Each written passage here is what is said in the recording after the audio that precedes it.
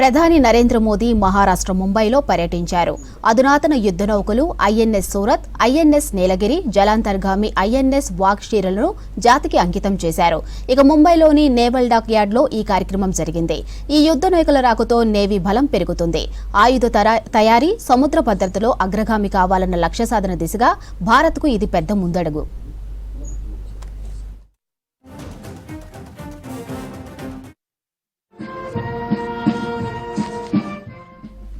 ప్రస్తుతం ప్రధాని నరేంద్ర మోదీ మాట్లాడుతున్నారు. లైవ్ లో చూద్దాం.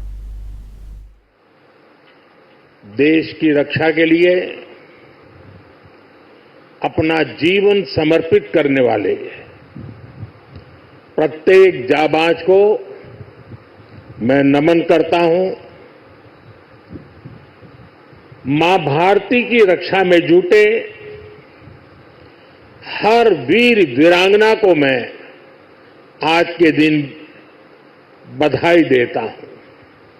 साथियों, आज भारत की समुद्री विरासत नेवी के गौरवशाली इतिहास और आत्मनिर्भर भारत अभियान के लिए भी बहुत बड़ा दिन है. छत्रपति शिवाजी महाराज ने भारत में नौसेना को नया सामर्थ्य दिया था, नया विजन दिया था. आज उनकी इस पावन धरती पर 21वीं सदी की नेवी को सशक्त करने की तरफ हम एक बहुत बड़ा कदम उठा रहे हैं. ये पहली बार हो रहा है जब एक डिस्ट्रॉयर, एक फ्रिगेट और एक सबमरीन तीनों को एक साथ कमीशन किया जा रहा है. और सबसे गर्व की बात कि ये तीनों frontline platforms made in India है.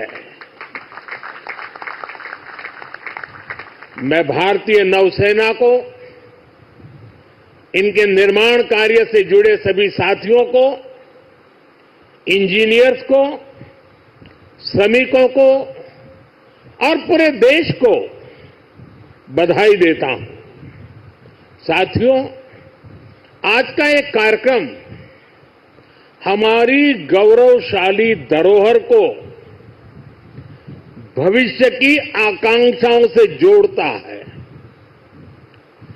लंबी समुद्री यात्राएं, commerce, naval defence, ship industry, इसमें हमारा एक समृद्ध इतिहास रहा है. अपने इतिहास से प्रेरणा लेते हुए आज का भारत दुनिया की एक मेजर मैरीटाइम पावर बन रहा है. आज जो प्लेटफॉर्म लॉन्च हुए हैं उनमें भी इसकी झलक है. अब जैसे हमारा नीलगिरी चौल वंश के समुद्री सामर्थ्य के प्रति समर्पित है. सूरत वॉरशिप उस कालखंड की याद दिलाता है जब गुजरात के पोर्ट्स के जरिए भारत वेस्ट एशिया से जुड़ा था. इन दिनों ये दोनों शिप्स, इसके साथ आज वागशीर सबमरीन की कमीशनिंग भी हो रही है. कुछ वर्ष पूर्व मुझे P-75 क्लास की पहली सबमरीन कलवरी की कमीशनिंग में शामिल होने का अवसर मिला था. आज मुझे इस क्लास की 6वीं सबमरीन वागशीर को कमीशन करने का सौभाग्य मिला है. ये नए फ्रंटियर प्लेटफॉर्म भारत की सुरक्षा, और प्रगति दोनों को नया सामर्थ्य देंगे। साथियों, आज भारत पूरे विश्व और खासकर ग्लोबल साउथ में एक भरोसेमंद और जिम्मेदार साथी के रूप में पहचाना जा रहा है। भारत विस्तारवाद नहीं, भारत विकासवाद की भावना से काम करता है। भारत ने हमेशा ओपन, सिक्योर, इंक्लूसिव और प्रॉस्परस इंडो पैसिफिक रीजन का समर्थन किया है। इसलिए जब समुद्र से सटे देशों के विकास की बात आई तो भारत ने मंत्र दिया सागर। सागर का मतलब है security and growth for all in the region. हम सागर के विजन के साथ आगे बढ़े। जब भारत के सामने G20 की प्रेसिडेंसी संभालने का दायित्व आया तो दुनिया को हमने मंत्र दिया one earth, one family, one future. जब दुनिया कोरोना से लड़ते हुए पस्त पड़ रही थी तब भारत ने विजन दिया वन अर्थ, वन हेल्थ। हम पूरे विश्व को अपना परिवार मानकर चलते हैं। हम सबका साथ, सबका विकास उस सिद्धांत पर विश्वास करने वाले लोग हैं और इसलिए इस पूरे क्षेत्र की रक्षा सुरक्षा भी भारत अपना दायित्व समझता है। साथियों, ग्लोबल सिक्योरिटी, इकोनॉमिक्स और जियो पॉलिटिकल डायनेमिक्स को दिशा देने में भारत जैसे मैरीटाइम नेशन की भूमिका बहुत बड़ी होने वाली है। आर्थिक प्रगति और एनर्जी सिक्योरिटी के लिए ये जरूरी है कि ट्रेडिशनल वाटर्स को प्रोटेक्ट किया जाए, टेरिटोरियल वाटर को प्रोटेक्ट किया जाए, फ्रीडम ऑफ नेविगेशन को इंश्योर किया जाए और ट्रेड की सप्लाई लाइन और सी रूट्स सुरक्षित हो। हमें आतंकवाद, हथियारों और ड्रग्स की तस्करी में इस पूरे क्षेत्र को बचाकर रखना है। इसलिए आज जरूरी है कि समुद्र को सेफ और प्रॉस्परस बनाने में हम ग्लोबल पार्टनर बने। हम लॉजिस्टिक की एफिशिएंसी बढ़ाने और शिपिंग इंडस्ट्री के लिए काम करें। हम रेयर मिनरल्स, फिश स्टॉक जैसे ओशन रिसोर्सेज का दुरुपयोग रोकने में और इसे मैनेज करने की कैपेसिटी डेवलप करें। हम न्यू शिपिंग रूट्स और सी लेन्स पर अब कम्युनिकेशन को खोजने में इन्वेस्ट करें। मुझे खुशी है कि आज भारत इस दिशा में लगातार कदम उठा रहा है। भारत पूरे इंडियन ओशन रीजन में फर्स्ट रिस्पॉन्डर भी बनकर उभरा है।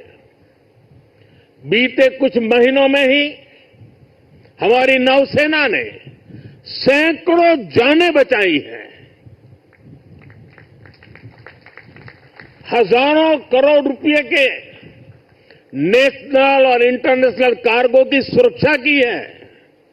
इससे दुनिया का भारत पर भरोसा बढ़ा है, आप सबके कारण बढ़ा है और इसलिए मैं आज आप सबका भी अभिनंदन करता हूं। भारतीय नौसेना, कोस्ट गार्ड, उन पर यह लगातार भरोसा बढ़ता जा रहा है। आज आप ही देख रहे हैं आसियान हो, ऑस्ट्रेलिया हो, गल्फ हो, अफ्रीका के देश हो, सबके साथ आज भारत का आर्थिक सहयोग लगातार मजबूत हो रहा है। संबंधों की इस मजबूती में इंडियन ओशन रीजन में भारत की उपस्थिति, भारत का सामर्थ्य एक बहुत बड़ा आधार है और इसलिए आज का ये आयोजन सैन्य दृष्टि के साथ ही आर्थिक दृष्टि से भी उतना ही अहम है। साथियों, 21वीं सदी के भारत का सैन्य सामर्थ्य भी अधिक सक्षम हो, आधुनिक हो, ये देश की प्राथमिकताओं में से एक है। जल हो, थल हो, नभ हो, डीप सी हो या फिर असीम अंतरिक्ष, हर जगह भारत अपने हितों को सुरक्षित कर रहा है। इसके लिए निरंतर रिफॉर्म्स किए जा रहे हैं। चीफ ऑफ डिफेंस स्टाफ का गठन ऐसा ही एक रिफॉर्म है। हमारी सेनाएं और अधिक एफिशिएंट हो, इसके लिए थिएटर कमांड की दिशा में भी भारत आगे बढ़ रहा है।